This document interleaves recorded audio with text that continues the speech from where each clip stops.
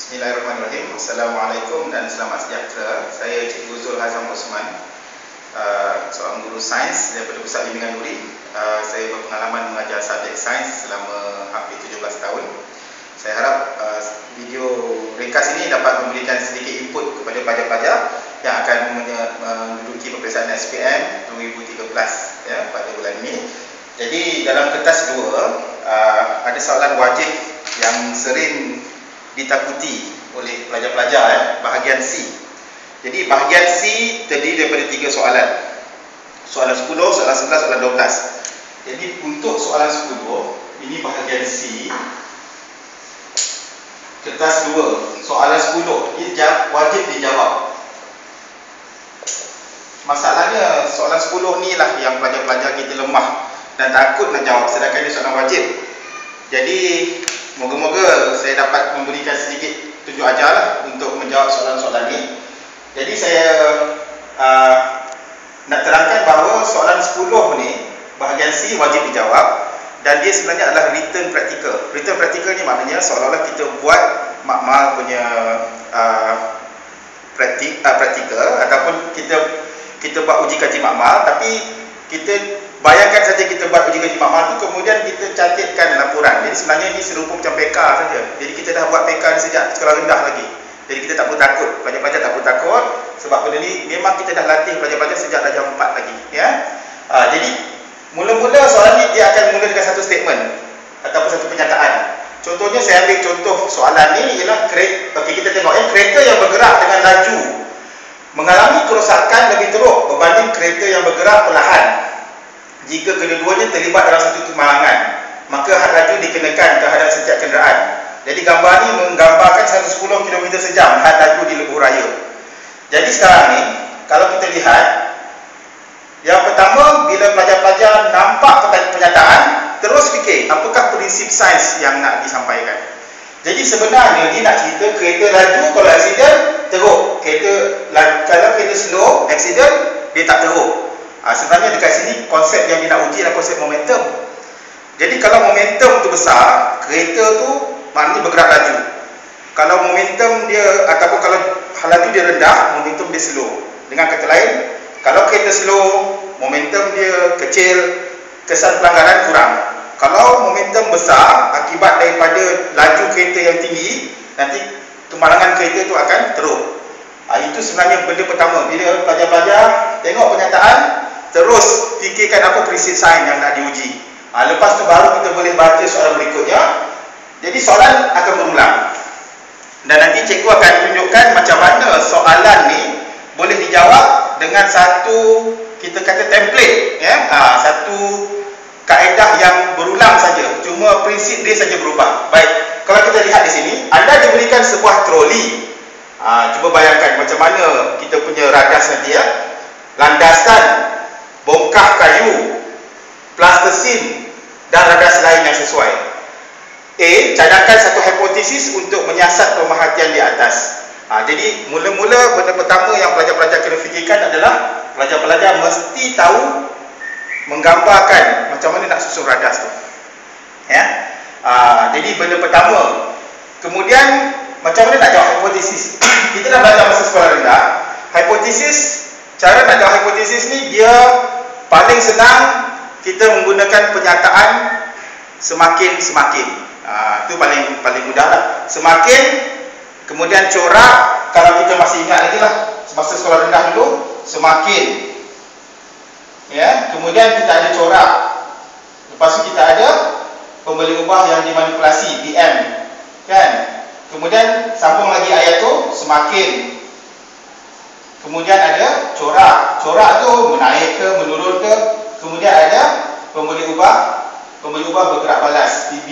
Ni sekolah rendah dulu. Sebenarnya benda ni masih digunakan di PKSPM. Jadi sebenarnya cara nak jawab hipotesis ni kita dah mula belajar sejak darjah 4 lagi. Jadi bayangkan ya, dah dekat nak berapa tahun tu, dekat nak hampir rasanya 8 tahun kita duduk berfikir macam mana nak buat hipotesis.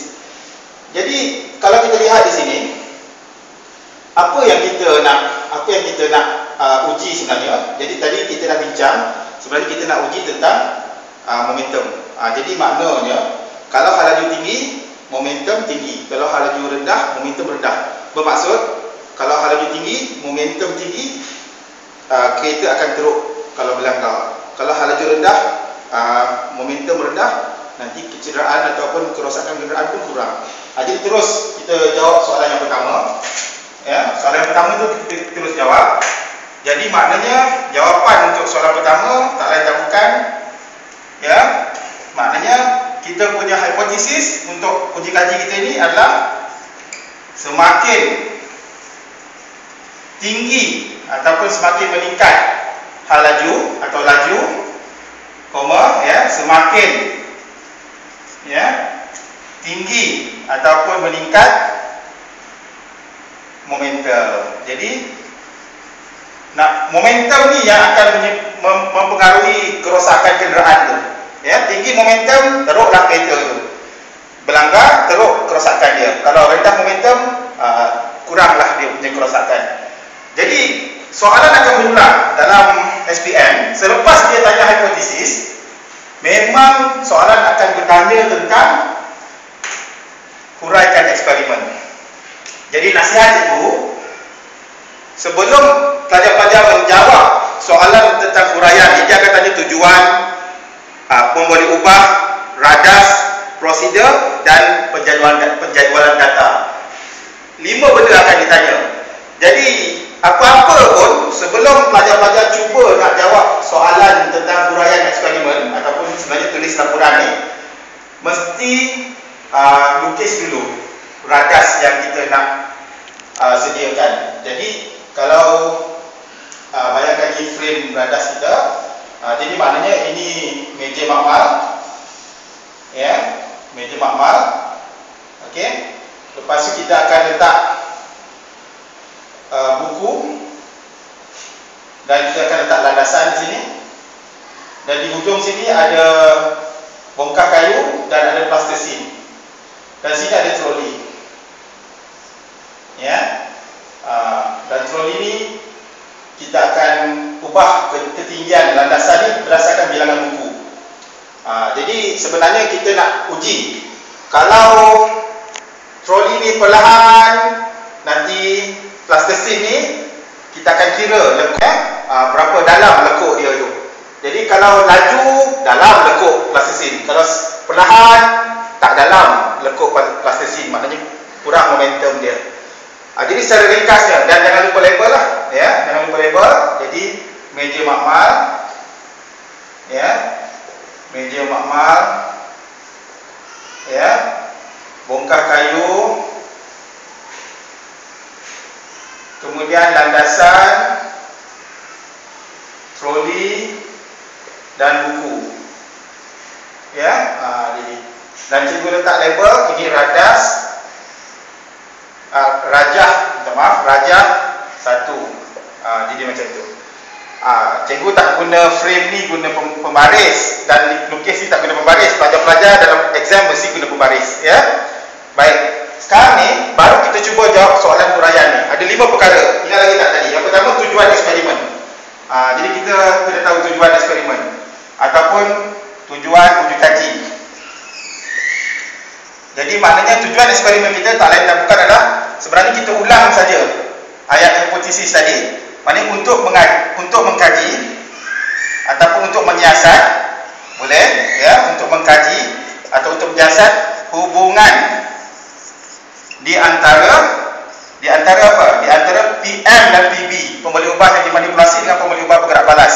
Pemberi ubah yang dimanipulasi di sini adalah laju, ya, dan atau dengan pemberi ubah bergerak balas kita ialah momentum. Sebenarnya kalau pelajar-pelajar tengok sini, macam mana kita nak ubah kelajuan troli? Sebenarnya kelajuan troli bergantung kepada ketinggian landasan. Dengan kata lain, kelajuan troli bergantung dengan bilangan buku yang disusun, ya. Dan macam mana nak mengukur kekuatan ataupun momentum yang terhasil? Sebenarnya momentum digambarkan ataupun diwakili oleh kedalaman lekuk yang terhasil akibat hantaman troli dengan plastisin. Di sini, ya, plastisin. Jadi kalau lekuk tu dalam, mana momentum tu besar, ya. Okey. Kemudian yang kedua, pasti dia akan bertanya berkenaan dengan pemberi ubah. Ya, pemberi ubah. Kalau kita dah boleh jawab soalan hipotesis dan juga tujuan, sudah tentu kita dah tahu apa pemberi ubah, manipulasi dan bergerak balas. Ya, jadi pemberi ubah ada 3. Jangan lupa ya, pemberi ubah. Pemberi ubah yang pertama, pemberi ubah yang kita dah tulis di situ pun pemberi ubah dimanipulasi. Dimanipulasi. Ya, apakah pemberi ubah dimanipulasi di sini?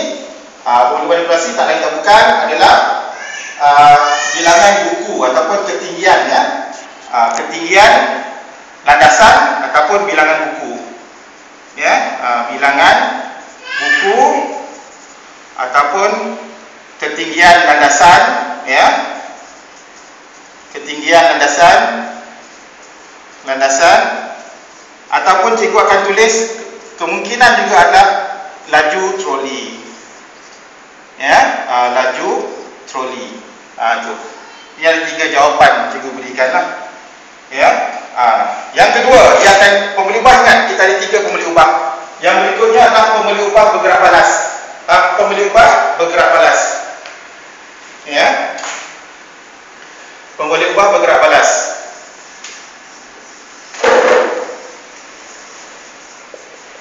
Dan pemberi ubah bergerak balas di sini tak lain tak bukan adalah sebenarnya adalah momentum yang terhasil ataupun sebenarnya adalah lekukan, ya, kedalaman lekukan plastesin. Ataupun cikgu nak tulis juga di sini kemungkinan yang kedua ialah momentum troli. Ya. Jadi itu. Dan yang terakhir mesti boleh ubah dimalarkan. Pemberi ubah dimalarkan. Nah, kalau kita tengok sini momentum tu, kalau dalam pelajaran kita dah tahu dia adalah hasil darab jisim dan laju. Jadi maknanya pemberi ubah yang dimalarkan di sini sebenarnya tak lain tak bukan adalah jisim, ya. Jisim troli. Ya, cikgu gariskan jawapan-jawapannya lah, ya. Jawapan-jawapannya cikgu gariskan. Ya. Ini ada tiga jawapan yang kita boleh letakkan di situ. Kemudian yang ketiga, ya, dia akan tanya tentang senarai radas. Ya, yang ketiga dia nak senarai radas. Ya, radas dan bahan. Senarai radas dan bahan. Ya. Jadi radas dan bahan ni pelajar-pelajar ulang saja tulisan tentang apa yang ada dalam rajah ni. Ya, jadi cikgu tinggalkan situ, ya, sebab semuanya sebenarnya hanya janganlah meja ni ditulis pula. Tak payahlah tulis meja ni, ya, yang atas ni. Baik, kemudian yang keempat, kita ada 5, ni yang keempat. Prosedur atau kaedah. Baik. Jadi kalau pelajar-pelajar tengok, prosedur dan kaedah ni dia ada 4 markah. Ya, dia ada 4 markah. Jadi sebenarnya kita akan mulakan ayat pertama dengan ayat keempat tu dengan pattern yang sama. Ya. Okey, baik, prosedur. Ya, ini yang keempat, ya. Jadi prosedur. Jadi yang pertama, maknanya kita kata itu yang guna rajah ni. Kita awal-awal kita sebut radas disusun seperti rajah 1. Ya. Okey. Kemudian kita kata dengan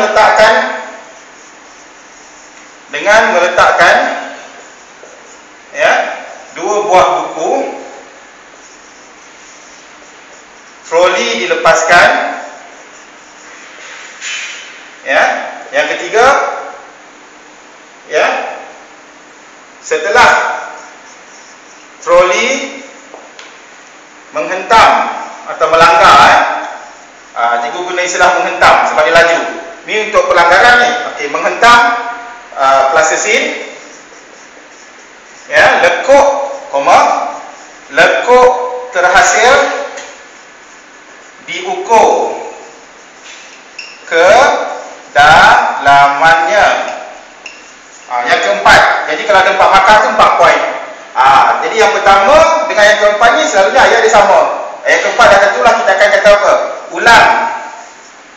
Ya, langkah 2 dan 3 dengan menggunakan 3 buah buku ataupun kita rasa 4 ya, kita gandakan, dan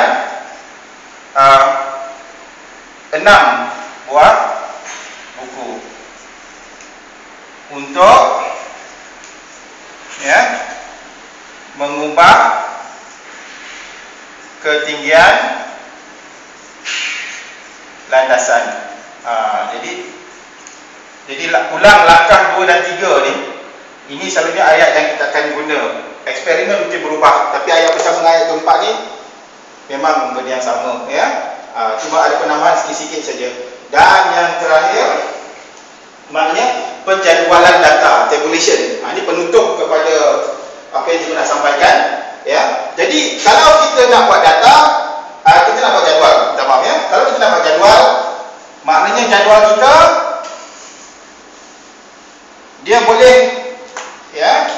Jadi jadual kita boleh dalam bentuk sama ada kita kata sini jadual begini ya, ataupun jadualnya dalam bentuk mengufuk ya, sama ada dalam bentuk vertikal mencancang ataupun dalam bentuk mengufuk ya, terpulang lah. Tapi selalunya di peringkat sekolah kita guna yang mengufuk. So, jadi cikgu guna yang mengufuk lah ya. Kita mulakan kita punya pemboleh ubah yang dimanipulasi kita sebenarnya adalah kelajuan. Kelajuan itu sebenarnya akan dimanipulate atau diubah-ubah oleh bilangan buku ya, bilangan buku.